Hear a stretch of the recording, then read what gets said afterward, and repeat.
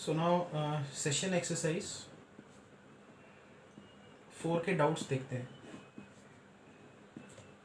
तो पहला क्वेश्चन है f x is equal to cos inverse under root log of mod of x upon x g f of x. इसका हमको निकालना है डोमेन। तो सबसे पहला कंस्ट्रेंट किस पे आएगा? इस टर्म पे आएगा। लॉग के ये अंदर का टर्म पॉजिटिव होना चाहिए, strictly positive.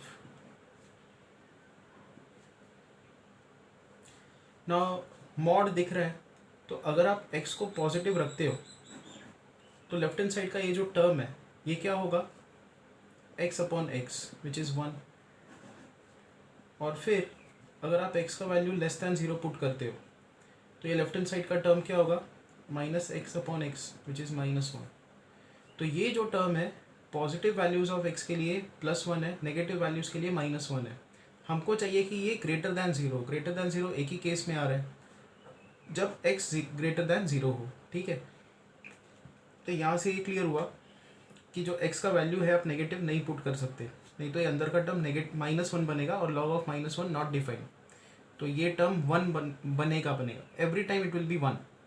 So if you put x to be positive, इतना हमको समझ में आ गया। अब इस पर कंस्ट्रेंट लगाते हैं।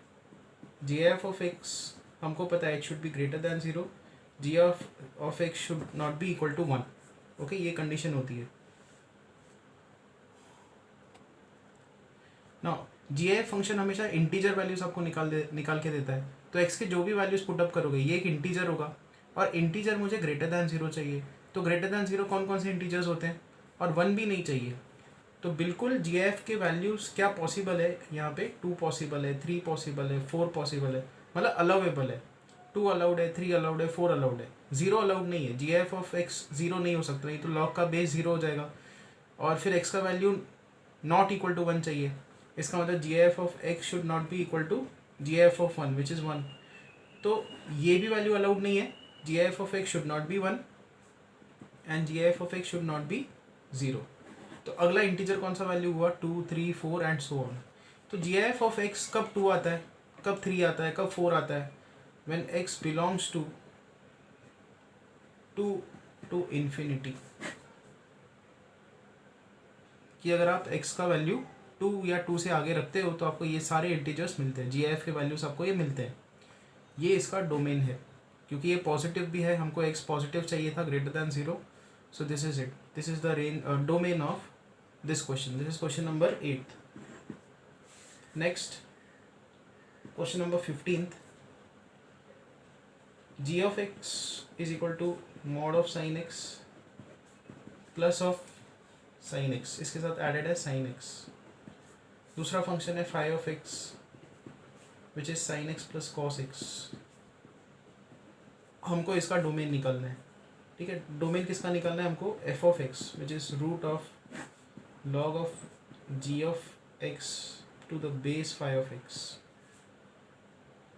नाउ द थिंग इज यहाँ पे दो केसेस बनेंगे कि जी ऑफ एक्स जब ग्रेटर दैन 1 हो तो फाई ऑफ एक्स को भी ग्रेटर दैन 1 होना पड़ेगा। अच्छा, इनफैक्ट जी ऑफ एक्स का वैल्यू इक्वल टू 1 भी अलाउड है। ठीक है, तो 1 से आगे दोनों अगर वैल्यूज़ होते हैं तो लॉग का जो टर्म है वो पॉजिटिव होता है। और अगर जी ऑफ एक्स 0 और 1 के बीच में हुआ तो फाई ऑफ एक्स को भी 1, 0 और 1 के बीच में होना पड़ेगा। तो दो अलग केसेस को हमको यहाँ पे सॉल्व करना है। इससे क्या होगा कि लॉग के जो कंडीशन है वो भी सेटिस्फाई होते हैं कि ये पॉजिटिव है और फिर ये भी पॉजिटिव है, नॉट इक्वल टू 1 है, वो सब चीज़ें यहाँ पे कवर हो रही हैं। तो हमको बस इन दोनों को सॉल्व करना है। तो दोनों चीज़ें सॉल्व करते जाते हैं। यहाँ पे ये देखो जी ऑफ एक्स, अब देखो उन्होंने जो इंटरवल दी है एक्स की, it is from 0 to pi. 0 to pi मतलब पहले दो quadrants, first quadrant and second quadrant. First और सेकेंड क्वाड्रेंट में साइन हमेशा पॉजिटिव होता है, तो ये मॉड का साइन निकल जाएगा। So we'll have sin x plus sin x should be greater than और इक्वल टू 1 यहाँ से, and at the same time phi of x मतलब sin x plus cos x should be greater then 1। ये दोनों चीज़ें हमको देखनी है कहाँ सेटिस्फाई होती है। यहाँ से आएगा 2 sin x should be greater than और इक्वल टू 1। इसको हम क्या करेंगे, दोनों तरफ 1/√2 से मल्टीप्लाई करेंगे, तो 1/√2 sin x plus 1/√2 cos x should be greater than 1/√2। तो यहाँ से आएगा sin x is greater than और इक्वल टू हाफ। इसको हम लोग लिख सकते हैं sin x plus π/4 should be greater than 1/√2। 1/√2 को लिखेंगे sin π/4।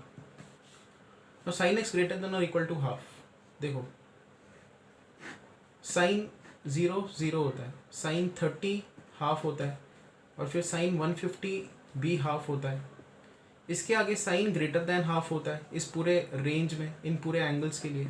बट यहाँ पे क्या होता है, sin लेस दैन हाफ होता है, यहाँ पे ग्रेटर दैन हाफ होता है, यहाँ पे भी ग्रेटर दैन हाफ, यहाँ पे लेस दैन हाफ। ये आपको क्लियर होना चाहिए ट्रिग्नोमेट्री का, कि 0 to 30 के बीच में लेस दैन हाफ, 30 पे इक्वल टू हाफ, 30 के आगे ग्रेटर दैन हाफ, यहाँ पे भी ग्रेटर दैन हाफ, 150 के एंगल के लिए हाफ, फिर 150 के नीचे आगे निकल जाते हो तो फिर से लेस दैन हाफ। हमको क्या चाहिए, sin x ग्रेटर दैन और इक्वल टू हाफ चाहिए। तो कौन सा एंगल है, 30 से लेकर 150। तो यहाँ से हमको एक कंडीशन निकल के आएगी, 30 मतलब π/6 से लेकर 150, 150 मतलब 5π/6। ये ऐसे, ठीक है। सेम चीज़ यहाँ पे आते हैं हम लोग, इसको भी 1/√2 रखोगे तो कोई प्रॉब्लम नहीं है। साइन कौन से एंगल्स के लिए ग्रेटर दैन 1/√2 आता है, तो ये देखो 45 के लिए हमको पता है 1/√2 आता है, और यहाँ पे 3π/4 के एंगल के लिए भी साइन 1/√2 आता है। इसके नीचे लेस दैन 1/√2, इस रेंज में जो है 45 के नीचे इट इज़ लेस दैन 1/√2, यहाँ पे इट इज़ ग्रेटर दैन 1/√2। हम लोग इसकी बात कर रहे हैं, साइन इस एंगल का, ये पूरा एक एंगल हमने पकड़ा है, sine of which angles it is greater than 1/√2 हम लोग ये देख रहे हैं। तो साइन इन जनरल क्या होता है कि 45 के आगे के एंगल्स के लिए ग्रेटर दैन 1/√2, यहाँ पे भी ग्रेटर दैन 1/√2। बट जैसे ही आप 3π/4 मतलब 135 के नीचे आगे चले गए, so sine becomes less than 1/√2। तो एंगल्स क्या हुए, 45 से लेकर 135। तो यहाँ से क्या कंस्ट्रेंट आएगी, x plus π/4 should be greater than π/4 and it should be less than 3π/4। इस रेंज में जो है साइन जो है 1/√2 से ग्रेटर होगा इन एंगल्स के लिए, ठीक है। ये ट्रिग्नोमेट्री आपको क्लियर होनी चाहिए। 45 पे एग्जैक्टली 1/√2, 45 से कम एंगल के लिए साइन लेस दैन 1/√2, 45 के आगे ग्रेटर दैन 1/√2, इसमें भी इन एंगल्स के लिए भी ग्रेटर दैन 1/√2, और फिर 3π/4 के आगे लेस दैन 1/√2 हो जाएगा। तो ये आ जाएगा कंस्ट्रेंट। π/4 सब्ट्रैक्ट कर दो तो 0 x एंड यहाँ पे आएगा π/2। तो हमने क्या किया, इन दोनों कंडीशंस को सॉल्व किया, ठीक है। एक कंडीशन ने हमको ये आंसर निकाल के दिया कि भाई x ये होना चाहिए, दूसरे कंडीशन ने ये निकाल के दिया। अब हम लोग देखेंगे कि कॉमन कौन से एंगल है जो इसको भी सेटिस्फाई करते हैं, इसको भी सेटिस्फाई करते हैं। तो ये देखो 0 एंगल यहाँ पे है, 0 to π/2, ठीक है। और ये है π/6, π/6 यहाँ पे कहीं आएगा, π/6 से लेकर 5π/6। तो एक कंस्ट्रेंट ने ये बोला कि एंगल्स π/6 और 5π/6 के बीच में होने चाहिए, दूसरे कंडीशन ने ये बोला कि एंगल 0 और π/2 के बीच में होने चाहिए। तो कौन सा कॉमन रेंज है इनका, कॉमन रेंज ये है, ये वाला π/6 से π/2। तो π/6 से लेकर π/2, π/6 इंक्लूडेड है, π/2 नॉन इंक्लूडेड है, ठीक है। इसके बीच में क्या होगा कि g ऑफ x भी ग्रेटर दैन और इक्वल टू 1 होगा and phi of x greater than 1 होगा, ठीक है। So this is one of the answer. एक केस का ये आंसर है। दूसरा case g of x between 0 and 1, phi of x between 0 and 1, इसको हमको अलग से सॉल्व करना है। तो g of x that is 2 sin x should lie between 0 and 1, phi of x meaning sin plus cos should also lie between 0 and 1।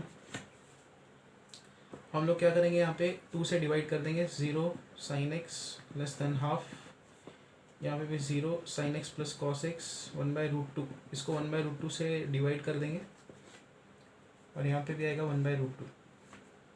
यहाँ से क्या आएगा, अब देखो साइन 0 और हाफ के बीच में होना चाहिए, ये जो पहला कंस्ट्रेंट है उसको देखते हैं। फिर वही कि यहाँ पे एग्जैक्टली हाफ आता है, यहाँ पे भी एग्जैक्टली हाफ आता है, यहाँ पे लेस दैन हाफ आता है, यहाँ पे ग्रेटर दैन हाफ आता है, greater than half, less than half. तो ये जो पहली कंडीशन है इसकी तरफ से एंगल्स क्या आएंगे, x should be greater than 0 less than 30, and second आएगा 5π/6 से लेकर पाई। फर्स्ट कंस्ट्रेंट को हमने सॉल्व किया। अब हम लोग सेकेंड कंस्ट्रेंट को सॉल्व करेंगे। इसको मैं रेड में सॉल्व करता हूँ। Let us solve this now. तो यहाँ पे आएगा 0 साइन ऑफ x प्लस π/4, यहाँ पे साइन 1/√2 ही रखते हैं इसको। तो हमको अब देखना है साइन कौन से एंगल के लिए 0 और 1/√2 के बीच में लाई करता है। ये हमने अभी थोड़ी देर पहले किया 45। तो 45 के एंगल के लिए एग्जैक्टली 1/√2 आता है। यहाँ पे लेस दैन 1/√2, यहाँ पे ग्रेटर दैन 1/√2, और यहाँ पे एक एंगल है 3π/4। तो x plus π/4 should lie between π/4 and 3π/4। π/4 subtract करो, 0x π/2। तो सेकेंड केस को जब हम लोग सॉल्व कर रहे हैं तो हमको ये मिल रहा है कि x 0 to π/6 के बीच में लाई करे, 5π/6 और पाई के बीच में लाई करे, या तो ये एंड ये होना चाहिए साथ में। ठीक है, तो दोनों कंस्ट्रेंट को यहाँ पे प्लॉट करते हैं। 0 to π/6, 0 से लेकर π/6, और यहाँ पे 5π/6 से लेकर पाई। ठीक है, ये एक पहले कंस्ट्रेंट की तरफ से आया, या तो ये रेंज आप ले सकते हो। और फिर हमको मिला यहाँ पे 0 से लेकर π/2, तो 0 से लेकर π/2। तो कौन सा कॉमन है रेंज, जो इसमें भी है एंड इसमें भी है, 0 to π/6। तो एक और डोमेन इसका निकल के आ गया 0 to π/6। हमने पहले केस को जब सॉल्व किया वहाँ से भी हमको आंसर मिला, वहाँ से आंसर मिला π/6 से लेकर π/2, और दूसरे केस से ये मिला। और या तो पहला केस आ सकता है या तो दूसरा केस। तो दोनों को आप क्या करोगे, यूनियन मारोगे। दोनों का यूनियन करोगे तो क्या मिलेगा आपको, 0 to π/2। पीछे आंसर गलत है, ये आंसर सही है।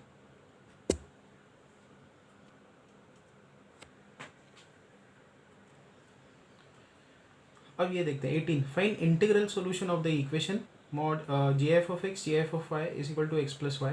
Show that all the non-integral solutions lie on exactly two lines. Determine these lines. पहले तो हमको इसके इंटीग्रल सॉल्यूशंस निकालने हैं कि gf of x gf of y ये दो नंबर्स हो सकते हैं।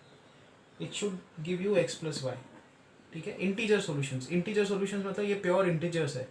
तो लेट्स से प्योर इंटीजर है तो कैपिटल एक्स ले लिया, कैपिटल वाई ले लिया, यहाँ पे भी आ जाएगा कैपिटल एक्स कैपिटल वाई, ये इंटीजर्स हैं।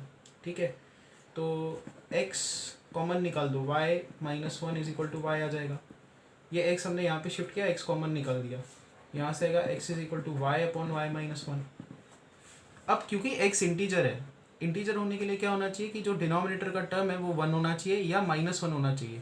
तो दो केसेस बनेंगे, y -1 इज 1, y -1 इज -1। तो y is equal to 2, y is equal to 0। अब y का वैल्यू 2 यहाँ पे पुट कर दो तो x का वैल्यू भी 2 आएगा। y का वैल्यू 0 यहाँ पे पुट कर दो तो x का वैल्यू आएगा 0। तो ये है इसके इंटीजर सॉल्यूशंस, 0,0, 2,2।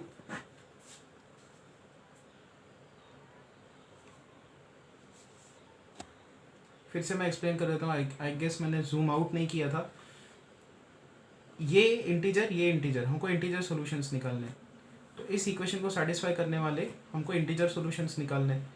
हमने अज्यूम किया कि ये इंटीजर है और कैपिटल एक्स कैपिटल वाई ले लिया। हमने एक्स को लेफ्ट साइड पे शिफ्ट कर दिया, वाई -1 आ जाएगा। एक्स कॉमन हमने निकाला, एक्स का एक्सप्रेशन है y upon y -1। X pure integer कब होगा, जब डिनोमिनेटर 1 या -1 हो। तो हमने वाई -1 को 1, वाई -1 को -1 रखा। यहाँ से y की वैल्यू आ गई 2, यहाँ से y की वैल्यू आ गई 0। y की वैल्यू 2 अगर हमने यहाँ पे रखी, x की वैल्यू भी 2 आ रही है। फिर y का वैल्यू 0 रखा तो x का वैल्यू भी 0 आ रहा है। तो 0,0, 2,2 ये सॉल्यूशंस है। अब आते हैं नॉन इंटीजर सॉल्यूशंस पे। ठीक है, तो क्या करेंगे, देखो यहाँ पे x जो है उसका कुछ इंटीजर पार्ट होगा, उसका कुछ फ्रैक्शनल पार्ट होगा, y जो है उसका भी कुछ इंटीजर पार्ट होगा और उसका कुछ फ्रैक्शनल पार्ट होगा। F of x and f of y ये फ्रैक्शनल पार्ट्स हैं। तो जैसे ही आप लेफ्ट हैंड साइड में पुट करोगे, लेफ्ट हैंड साइड में तो x का जी आ रहा है, जी मतलब उसका इंटीजर पार्ट निकल के आ जाएगा, y का भी जी चाहिए, y का जी क्या है, y is equal to right side पे क्या आएगा, capital X plus F of X plus capital Y plus F of Y. X plus Y हमने पुट कर दिया, ये एक्सप्रेशन हमने पुट कर दिए। अब इसको हमको करना है सॉल्व। तो यहाँ पे क्या आएगा, x इंटू वाई का product is equal to X plus Y plus F X plus F Y. अब देखो लेफ्ट हैंड साइड इंटीजर है, ये भी इंटीजर है, इंटीजर इंटू इंटीजर क्या होगा, इंटीजर ही होगा।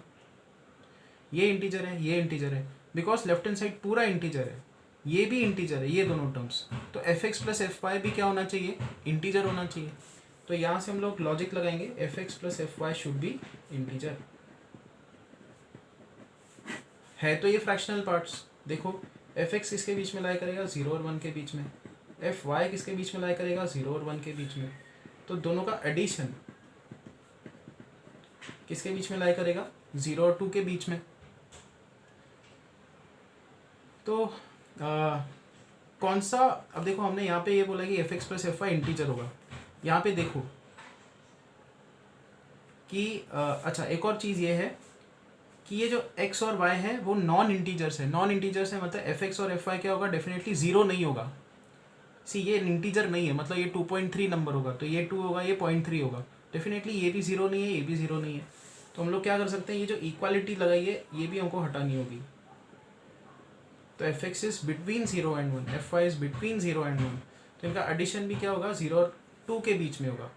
अब हमने यहाँ पे बोला F X plus F Y integer है और F X plus F Y 0 और 2 के बीच में भी है, तो क्या बोल सकते हो, F X plus F Y क्या होना चाहिए, 1 होना चाहिए, क्योंकि ये इंटीजर भी है और 0 और 2 के बीच में भी है। अब 0 और 2 के बीच में एक ही इंटीजर है 1, तो इसका वैल्यू आएगा 1।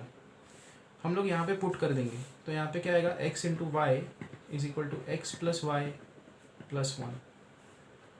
हम लोग ये दोनों टर्म्स